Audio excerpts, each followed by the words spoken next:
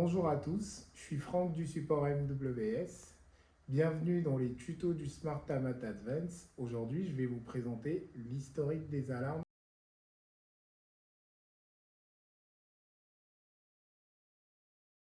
Comme son nom l'indique, l'historique des alarmes, on y retrouve toutes les alarmes qui ont été déclenchées dans le Tamat. Pourquoi le consulter? Tout simplement pour y retrouver toutes les notifications qui ont été déclenchées pendant cette alarme et aussi pour vérifier qu'une alarme a bien été déclenchée dans le Tamat.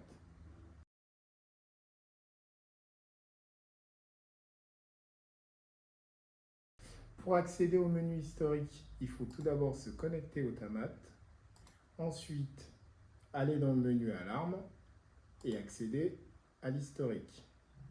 Par défaut, vous aurez les 7 derniers jours de cocher où vous retrouverez toutes les alarmes du Tamat sur les 7 derniers jours.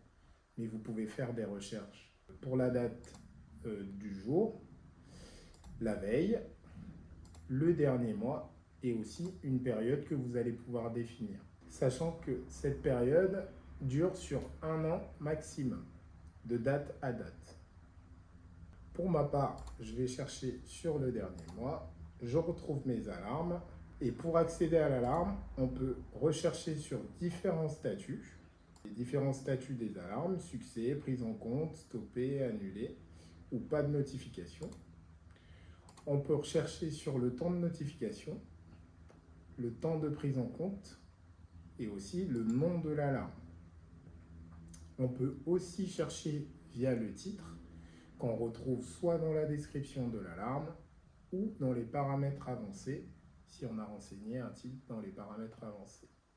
Et une fois qu'on retrouve notre alarme, on peut accéder à la totalité du déroulé de l'alarme où on va retrouver le début de notre alarme, le début de la notification, celui de la diffusion et toutes les réponses qu'on a pu obtenir lors de la notification.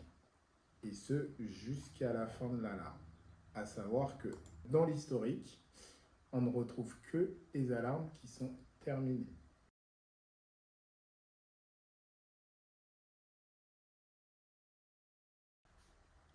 Une fois dans le menu historique, on retrouve les différentes alarmes et ces différentes alarmes peuvent être exportées soit alarme après alarme, donc en format PDF, CSV ou CSV en UTF-8, ou on peut tout simplement enregistrer toute une liste d'alarmes en format pareil, CSV, PDF et UTF-8.